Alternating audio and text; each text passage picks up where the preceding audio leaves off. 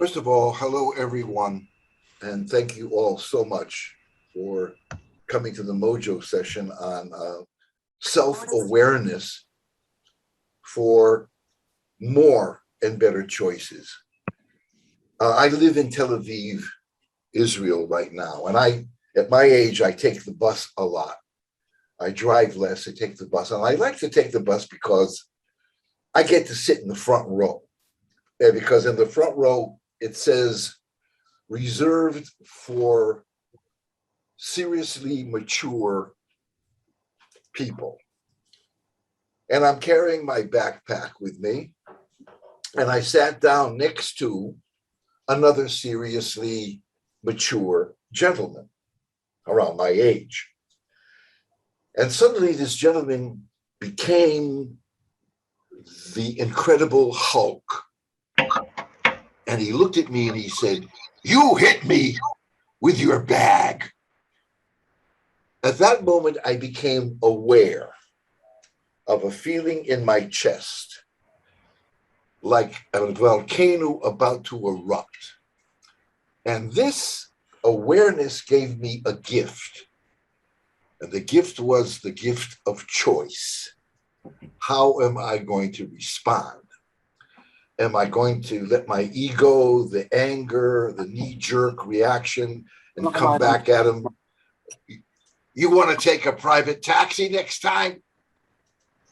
Don't travel on a public bus. I could have done that. And then somebody in the back of the bus would have yelled, "Would somebody please tell these two old gas passers to shut up? I'm trying to get some sleep." So at that moment, my choice became a response. And my response was I picked up my bag and I bitch slapped it. And I said, "Naughty, naughty bag. Say you're sorry."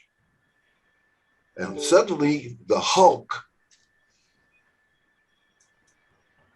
became this sweet little guy. He got the message and the joke. He enjoyed the humor, and we both smiled. Now, immediately the tension became less, the anxiety became less, and we became friends and began speaking.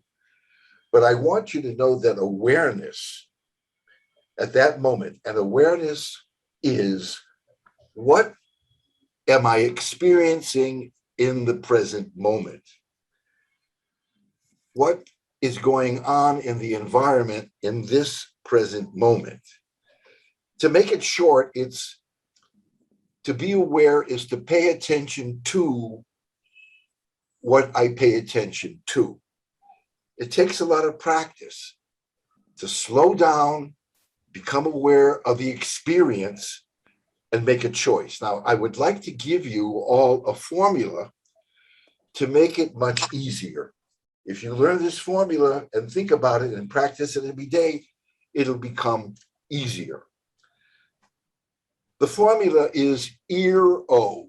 E is an event. An event is anything that happens in our lives. It could be a text message. It could be somebody waving hello. That's an event. We're having an event right now.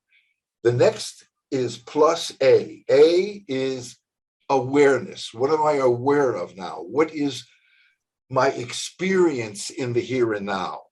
What is happening to me as an experience? What am I feeling? What are my sensations in my body? I'll get into that later. Plus R, that's the response. I choose a response. I become aware and choose a response that brings O. O is the outcome. What kind of an outcome do I want when I communicate with people, with my wife, my children, with my team? What outcome do I want depends on my response. I want a good outcome. I must have a positive response. Now, the Hulk smiled, which made me very glad.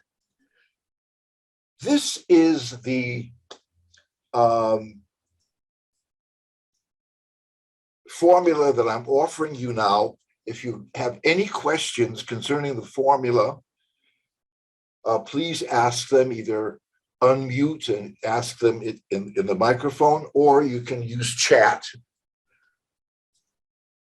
and ask your questions there or respond. E plus A plus R equals O. Event plus my awareness. What am I experiencing in the here and now?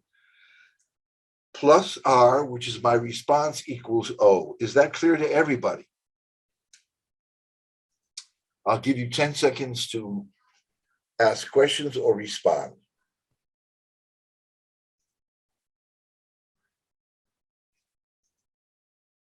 Do you see the formula? Yeah, everybody, yeah, I'm getting messages here. Very clear. Thank you, Lenny. Very clear. Okay, great. So, Avi, do we want to go into breakout rooms where people will have a partner or partners? And I'd like to have the people who go into the breakout rooms discuss this question. Discuss with your partner or partners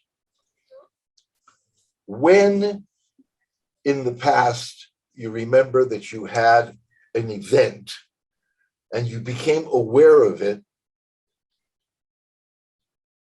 and you responded, and what was your response and what was your outcome? Is that clear? You go into the rooms, you'll have a partner, breakout room, discuss with your partner sometime in the past that you remember an event that you became aware of, that you chose a response, and what was the outcome. When you come back, I would like you to either tell about your experience or your partner's experience if your partner agrees. So, Avi, I leave it to you. What do we do now? What do we do now? We're going to go to rooms of three people each. And if you be stranded, don't worry. I'm going to put you into another room. Just be patient. Yeah, I think we're back in the group. I think in the larger group now, yes. Yeah, we are all back into the large group. I hope that some people still in their rooms. Hello, everybody. Welcome back. How was the experience? Do like this if it was good. Do like this if it was bad. Yeah, it was good. If it was really good, do something like that. Now, what we do, usually when we come out of the rooms, we ask people to share what they heard from other people instead of sharing what they had. And you are limited to 90 seconds because we want to allow as many people to speak. So if you want to share, please either use the hand sign, raise your hand, or put your name in down on the chat. So according to who's come first, you're going to be able to share. Share what you have discussed over there. So, who wants to share? Sarah, ask permission from Asha. Asha needs to share whether, say yes or no. Are you comfortable? Yes, absolutely comfortable. Absolutely comfortable. So, Sarah, where are you? You are there. Oh, Yeah. Hello. Okay, go ahead. Oh, cool. Are you sure it's good, Asha? Thank you.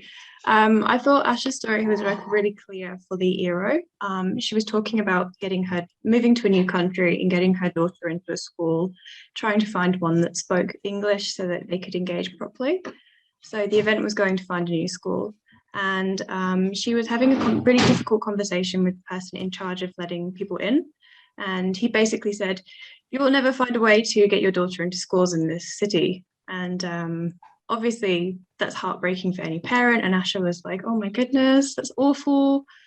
Wanted to give him a piece of her mind, but she had awareness of the situation and chose the good response of, I hope to prove you wrong one day. Thank you for meeting with me. And obviously she was highly upset afterwards, and understandably so. And yet she thought afterwards, I'm going to continue. I'm going to give it my best shot. And she got a really good outcome of getting her daughter, the person who acted aggressively towards her and her daughter, in a position where they no longer could do that to people. And I thought that was really good progression throughout the ERO.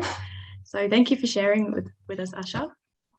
Thank you very much. Thank Hey, you. give her happy hands to Sarah. Sarah, thank you. Thank you, Sarah. And Natalie is here and she wants to share. So I have to ask Yael if she's okay if I share her story. yeah, Yael, are you okay?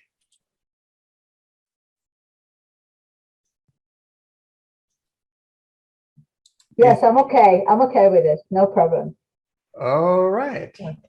Go ahead. Hopefully I get. So Yael shared with us the story of taking care of her disabled mom who's become disabled in the last year, and the fact that they were talking about celebrating her birthday, and her mom was very hesitant, one day on, one day off, not too sure if she wanted to celebrate.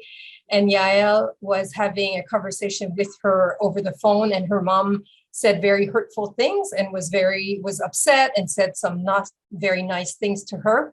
And Yael said that she became very aware of her emotion and saw how she was feeling about it. And she chose to respond to her mom and to share with her how she was feeling about it, that she was really hurt about the comments that had been made. And I think what Yael really outlined is the fact that she really had that awareness of thinking about, how do I want to respond to this? Do I want to not say anything, or do I want to tell her how I am feeling and how it has been hurtful? And she felt that the outcome was positive after she was able to meet with her mom face to face a few days later, and they were able to talk about it. And she said that her mom even apologized, and which seems to be a rare thing. And so she felt that the outcome was good. So yeah, that was Yael's story, and I thought that it was something that I think many of us can associate with and maybe have experience with as well. Thank you so much. And everybody, thank you very much. And I see Asha wants to share something. And you raise your hand, Asha? No, sorry. That must have been a mistake. Yeah, I was just clapping. Sorry. You're clapping. Okay, but if you want to share, that's a great time to do it. I'm good. Thank you. Thank you. English is a very funny language. When you ask someone if they want something, instead of telling you no, they say that I'm good. So I'm good is no. I'm okay is also no. Very, very funny language. Anyone, but Asha, thank you very much. And Natalie, thank you very much. I need to figure out how to make everybody come back to my screen. Anyone else would like to share a beautiful story that you heard? You probably heard great stories.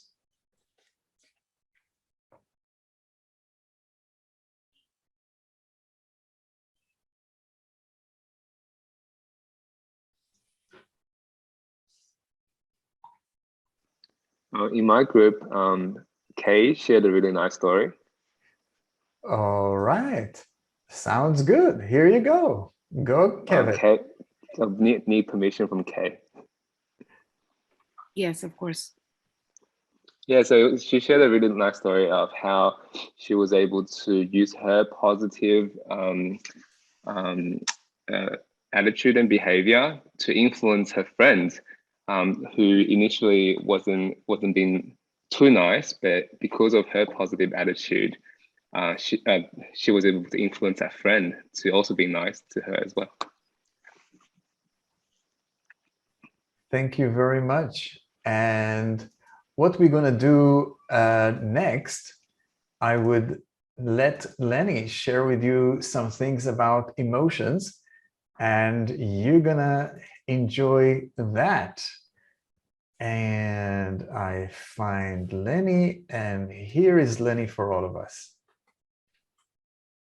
Thank you, Avi, and welcome back, everybody. I want to talk about a subject that really, really helped me in my life. I was completely unaware of emotions and where they appear in my body. I learned later on that emotions are in the body. The body is a warehouse of all our emotions. I didn't know this because I was raised in a home where feelings were not supported. I mean, my family, many generations back, if you felt anything or emoted or shared an experience, it was considered losing face. You were showing weakness. You were weak. If I was when I was a little boy and I cried, I remember my father saying to me, "Okay, you're crying. I'll give you something to cry about." And even happiness, joy. Who are you to be so thrilled and happy? Get serious. Stop being a clown. So I don't know if you identify with this, but emotions, feelings in my family prevented me from actually knowing what I was feeling. And my feelings were hidden in my body, never expressed and never identified. And I began to have chest pains, and I began to get headaches and having nightmares. And I somehow got led to Gestalt. And Gestalt, I began to learn a new language, the language of emotion. Now, we all have learned logic in school. This is what you say, this is how you communicate. But there's another language that when you get intimate, you have a marriage, you have a relationship, you have a son, a daughter, a wife, a husband, a lover. You can't just be logical. That is missing the point. You have to get in touch with your feelings. Now, getting in touch with your feelings doesn't mean you have to act on them. It means just becoming aware of them and accepting them.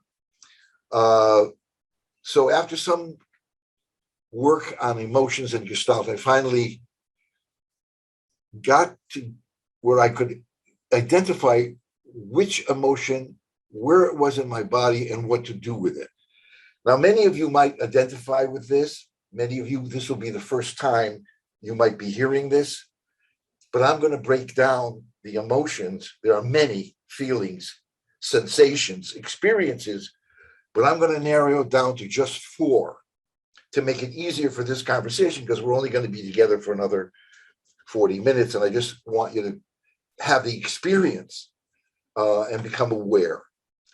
The 4 basic root feelings are mad, glad, sad, and scared. That should be easy to remember. Mad, glad, sad, scared. Okay, let's take the mad. I told you the story about the Incredible Hulk on the bus and how I got mad. My anger came up and I felt it in my chest. When I slapped my bag and said, "Naughty bag, say you're sorry," he smiled. And when he smiled, I became glad and he became glad. The atmosphere changed and I felt the gladness in my throat coming up as a smile. I could feel it here. I could feel it here right now. I could feel it here in my face and feel it in my eyes. So what about sad? I'm going to tell you where I feel it. It doesn't matter. It doesn't mean that you feel these feelings where I feel them. I'm just telling you where I feel them so that when this program is over, you go and check where your feelings are. This is important for me. It changed my entire life. It changed all my communication. It made my life better, more relaxed. Anxiety was much less because I could even identify the anxiety. Let's go to the sad. Sad. Okay, I'm in Hong Kong with Avi a couple of years ago. We were doing a workshop for the Hong Kong Jockey Club. I'm on my way home back to Tel Aviv, okay? It's my wife's birthday when I get back. So I'm going to go and buy my wife a present. What do I buy her? I go to this jewelry store, and on the wall, there's a chart. And the chart tells you what month you were born in, what is your horoscope, and what is the jewel or the precious stone gem that is in line with your horoscope. So my wife is a Libra, so I looked over at the chart and I saw sapphire. Her gem is a sapphire. Oh, she's going to love this. All right. So I buy this sapphire necklace, $500, and I got screwed because I went to the internet and found out it was $199 US dollars. But that doesn't make any difference. These things happen. We all have that experience. Get on the plane, get back home, present the present. And I'm saying to myself, she's going to love this. It's her horoscope, her gem, sapphire necklace. And she opens it up and she looked like she just had swallowed a lemon. What is this? I said, this is your gem, your sapphire, your birthday, your horoscope. And she looked at me and she said, look, Lenny, darling, thank you so much. I know that you wanted to surprise me. And I know how much you went through to do this for me. But you know I love flowers. Flowers? Okay, that was a tremendous disappointment, and I could feel behind my eyes the pain of tears coming up. But then she said to me, you know I love flowers. I went right out and bought her flowers, and I was very happy because flowers are a lot cheaper than a sapphire necklace. So we have the mad here in my chest, the glad here in my throat, the sad in my eyes. Now, what about scared? Now, scared is a big thing in my life. Fear. And where do I feel fear? Every cell of my body. I mean, I don't know if you've ever seen or been present when at a birth, when the child is born, if you've seen films of it or have been present, when the baby comes out of the womb, what you see is they take their first breath and they're like in a trauma. That's how I spend 99.9% of my life. Why? Because I've been married for 55 years. When you get married that long, you spend your life in perpetual fear. So I bought a book called The 5 Languages of Love by Gary Chapman. Raise your hand if you have read this book, The 5 Languages of Love. Kevin, you've read it? Good for you, Kevin. Good for you. Avi, you've read it? Erica, you've read it. Great. Maria, yes, you have read it. Great. Great. Eileen, you've read it. And Avdi, you've read it. Raz, I've read your book. Amazing. Okay, so who else has read the book? Who else? Anybody? Raise your hand. Anybody? Okay. So let's go back to the thing. What is this book about? If I get it wrong, you guys will correct me, okay? This book tells you what a person's love language is. This was a surprise for me because I thought that I know how to show love. But the book tells you that if you say, I love you to someone, that for a percentage of people, that is very important. But some people need a touch or a hug or a confirmation. I remember when I was growing up in the 50s, 1950 something, there was a song called Touch My Hair. as you cross my chair, as you pass my chair, little things mean a lot. If you want to go see that in YouTube, it's called Little Things Mean a Lot. You'll know what kind of songs I was listening to when I was a teenager. And so the book said, let me see, I read the book, compliments. So we're getting ready to go to a wedding, and she gets dressed up, I get dressed up. And I look at her and I said, you look hot. And she goes, stop it. And I go back to the book. Okay, compliment, not directly to her, but on something she does. Great cook, great chef. Okay, so Friday night is Sabbath, and she makes me a Spanish fish, and I eat the fish.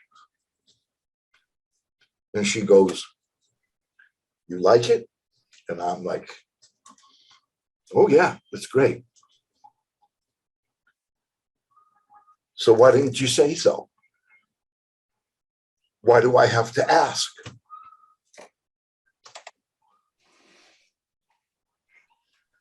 Okay, so back to the book. Don't wait for her to ask. The moment you put the fish in your mouth, oh, this is amazing. Oh my God. Oh, you like it. Oh, awesome. Really. What exactly do you like about it? Well, it has the right amount of garlic. There is absolutely no garlic in that fish. So I decided to write to Mr. Gary Chapman.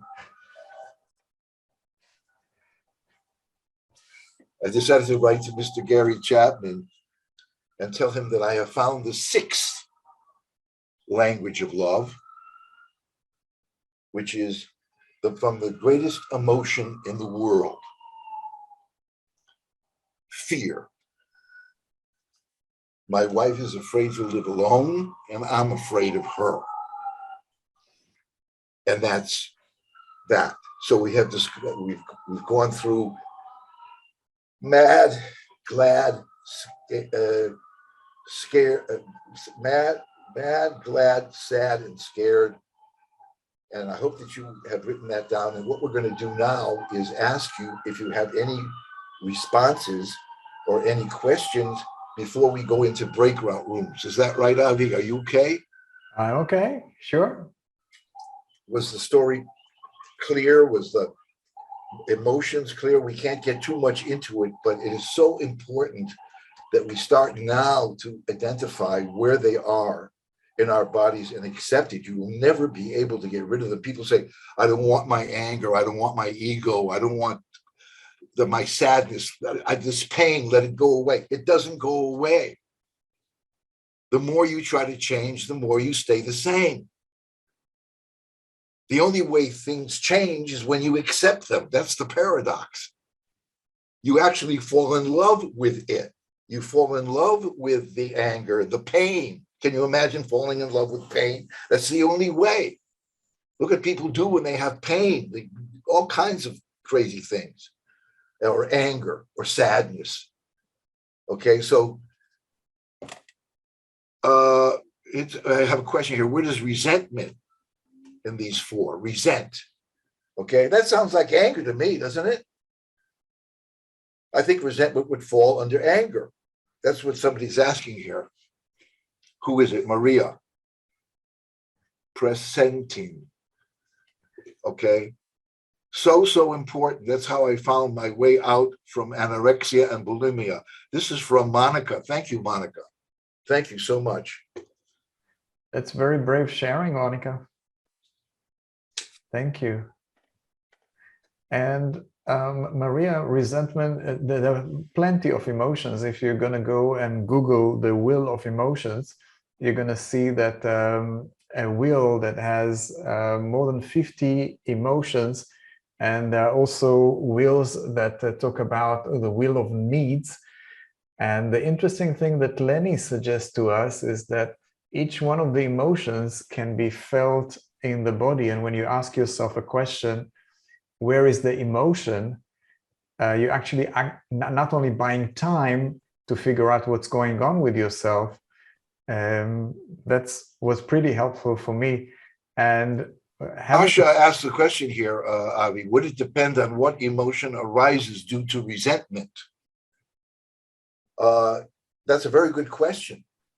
I'm talking about me now. This is such a subjective thing that if I were resentful to someone, for me, that would be anger. So I don't know, Asha, if that answers your question. Go ahead, Avi. I don't want to take too much time. It's your show. Go ahead. It's my show. It's a great question, Asha. And like Lenny say, it's personal. Somebody could feel sad when they are resentful. Somebody could be angry. Somebody could be mad or any other emotion. Somebody could be surprised or astonished or whatever. Anyway, the reason, sorry, Avi, just to quickly answer, because when Lenny, you started talking about this, you called these for the root feelings, or did I mishear you then? And so I was just thinking that maybe these are the root feelings, and there are other things that might happen that might then lead to one of these four feelings. That was where I was coming from. Thank you, Asha. Exactly. If you go through all the branches, let's say the root has a tree and the tree has branches, you'll find astonishment, disappointment, resentment, whatever, but that would lead to one of these root feelings. And I wanted just to give you those four because we don't have that much time unless we decide to continue this mojo at another date.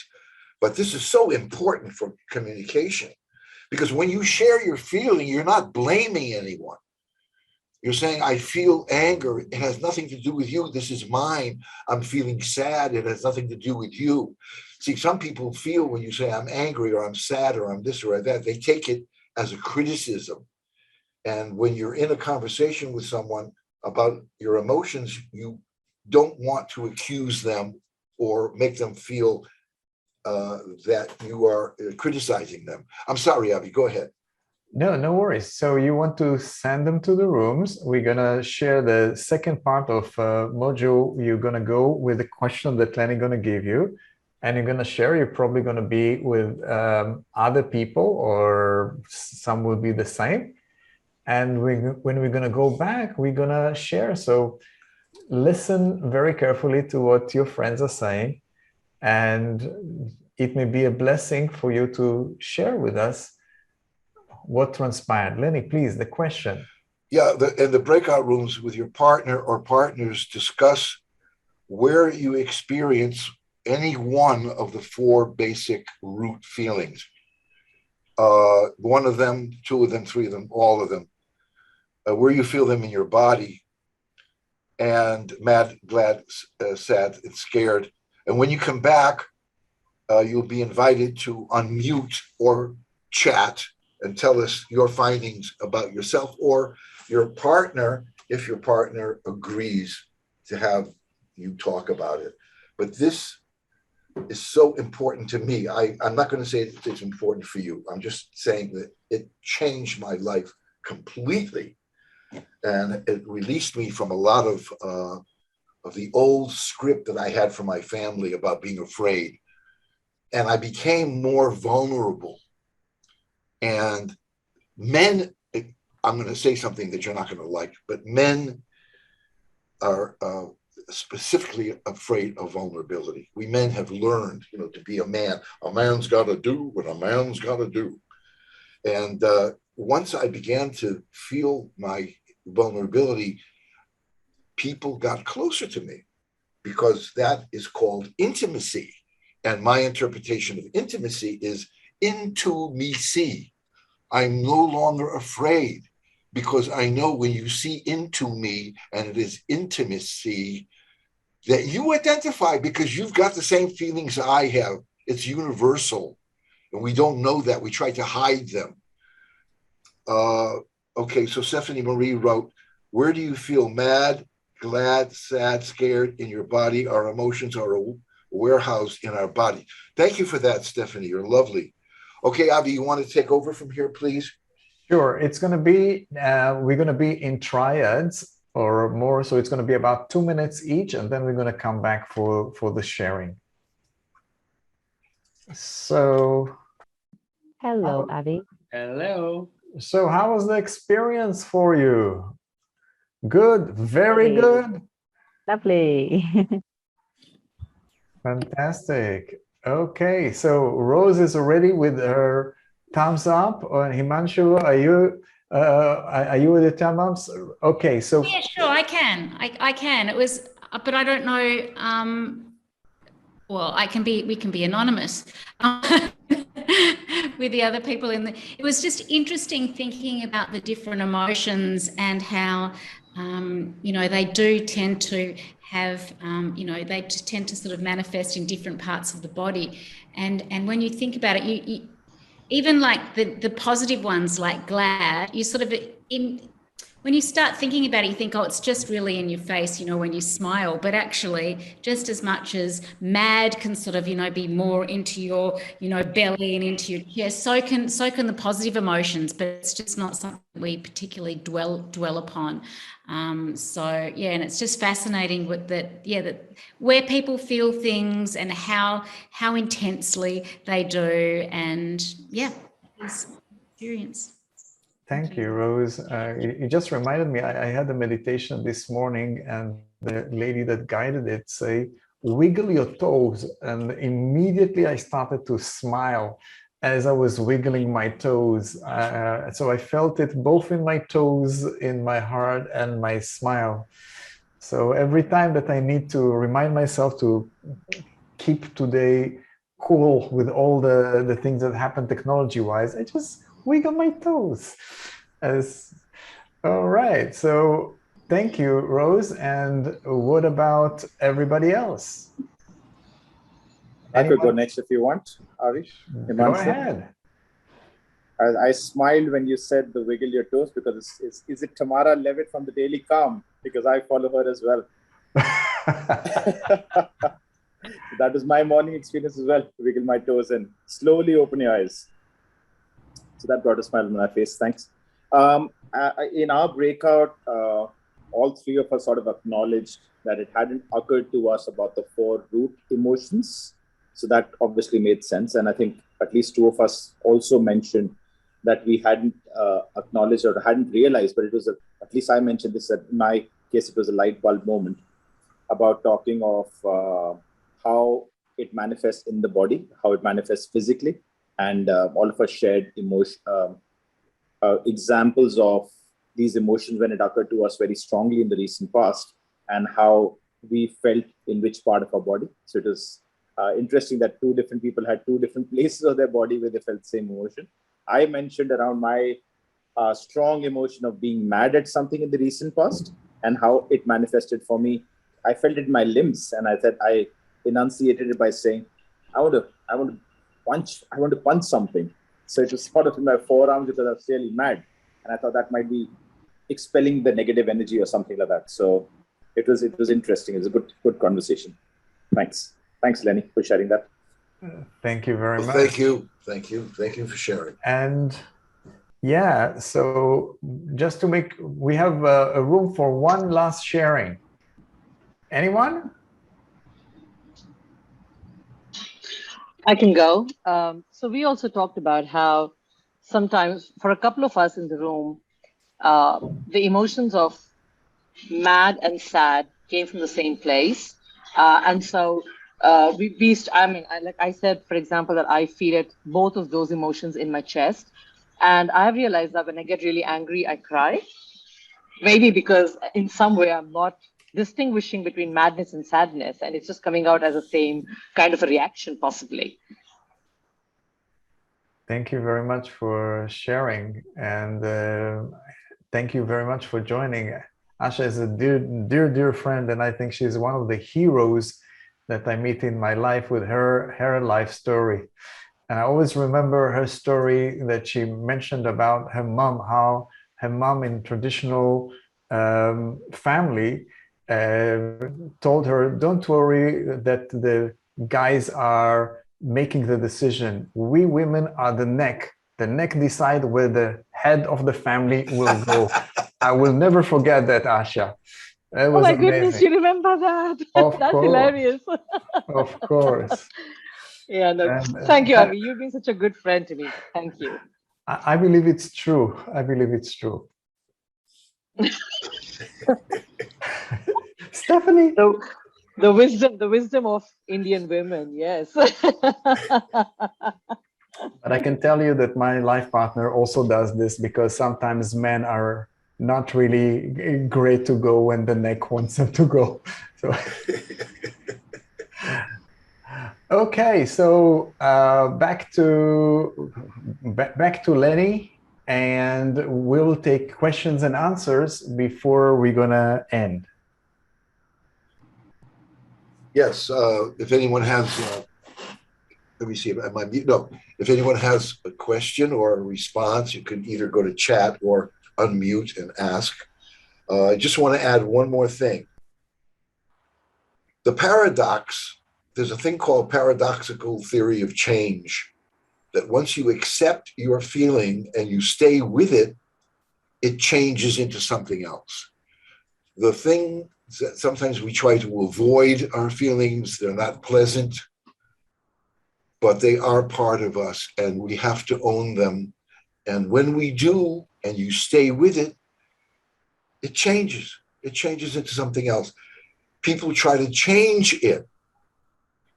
You don't have to. It changes itself. Once you identify, go into that part of the body where it manifests and watch it change into something else. Any questions? Any responses? We have 5 minutes, Avi? Yep. Okay, let's go. I would like to go. I would like to share something. Sure. Hi, Avi. Hi, Pripa.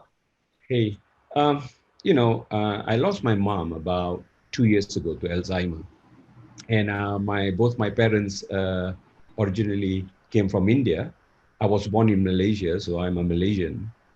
So my mom is illiterate. My mother couldn't read and write. My father was a bank watchman in OCBC, Malaysia.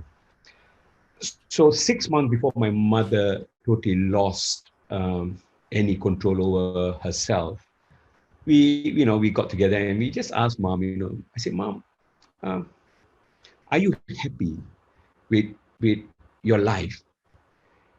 And she looked at us and she said, that was never my goal.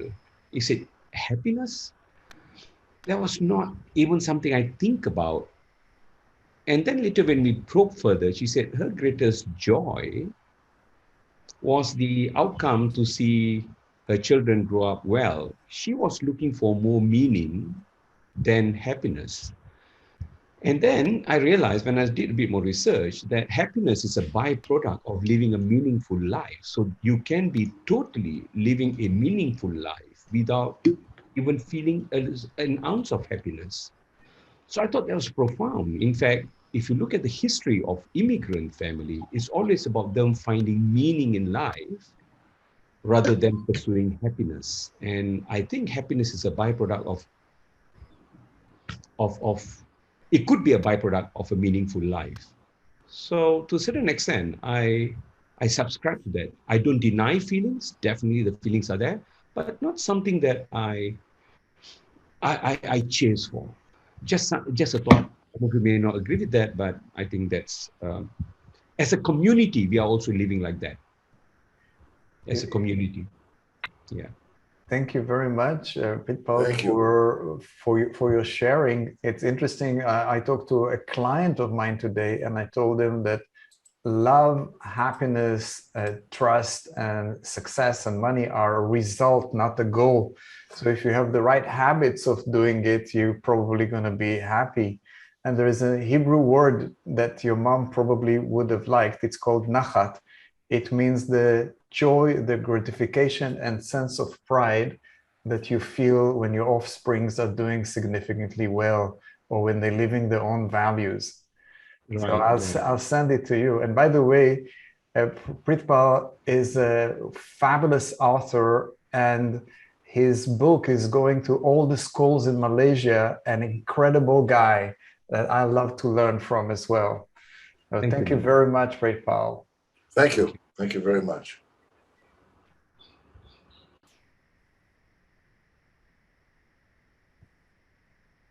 Would anybody else like to share or ask a question or respond? Oh. Yeah, I like to say something. Hi, Lenny. Hi. I like to make a comment or just say thank you, Lenny. Thank you, Avi.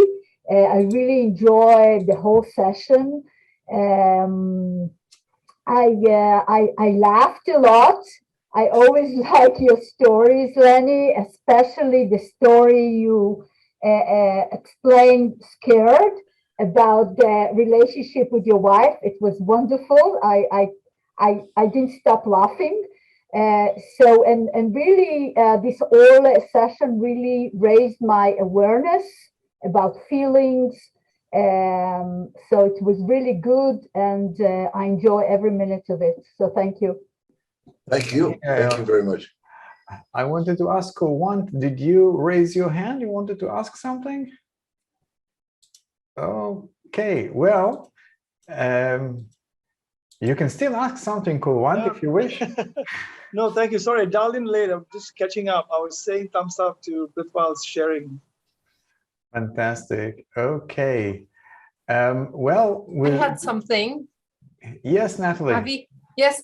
Lenny, thank you so much for this session. I'm wondering, can you give us an example of what you've just shared recently, like the paradoxical, I don't know if I wrote it correctly, but paradoxical feeling of change? Can you give us an example of how you have experienced that? The paradoxical theory of change. Theory. Okay. Thank you. Yeah, it's a phenomenon that most people I know, when they feel something that they were taught is not positive, negative feeling, they try to avoid it.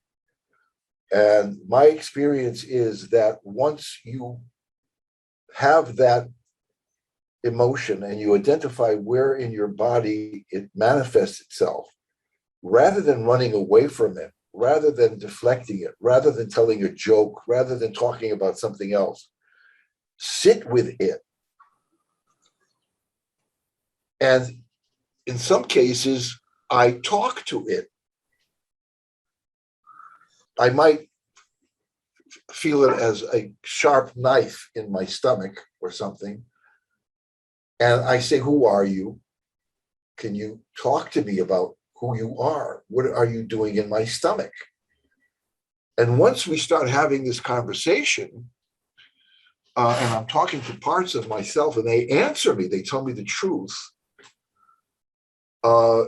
suddenly it becomes something else. It just, by dint of being in touch with it, being aware, it's like a child coming to you and pulling your arm, mommy, mommy, mommy, mommy. And the more you push it away, mommy, mommy, mommy, mom, the more, and the kid becomes hysterical. It's the same thing with feelings. The more you ignore them, the more they want your attention. And the moment you give them attention, that's what they needed.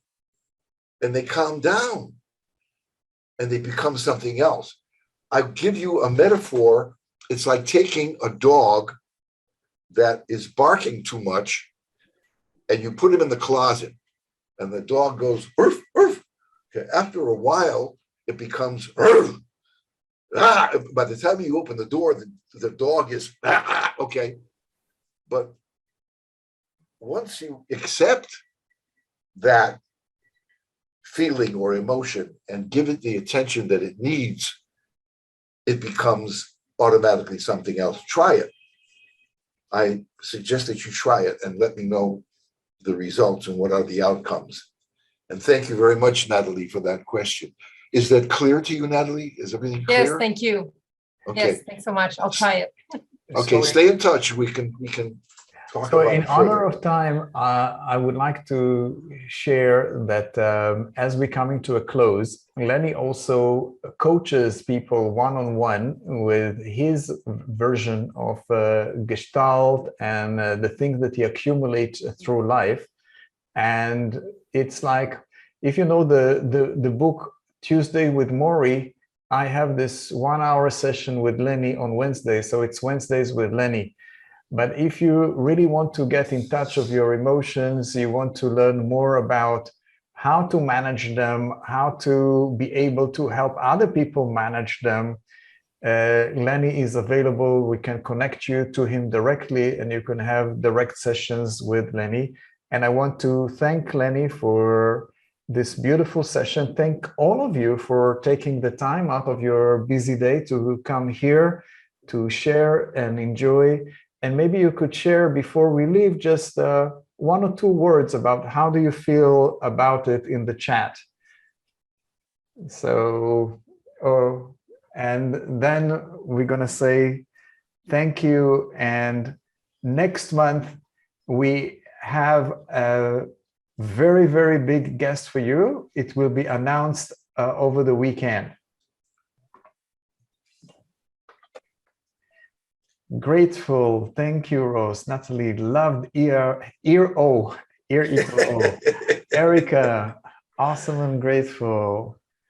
John, cheers. Thank you, Harish. Thank you, Sandra, Avni, Paul. Fantastic. Amit, Rose, and all of you. Let's meet on the last Thursday of every month. You have always a fabulous new guest with new ideas, and your stories are what makes Mojo possible. You are invited again. Thank you so much, everyone. Thank you so much for coming. Thank you. It was a pleasure. Bye. Thank you for your Bye. time, Lenny. Bye. Thank you, Thank Avi. you. Lenny. Thank you Nice all. to see you again, Lenny. Bye. Bye. Bye. Thank Thank you. you. Bye.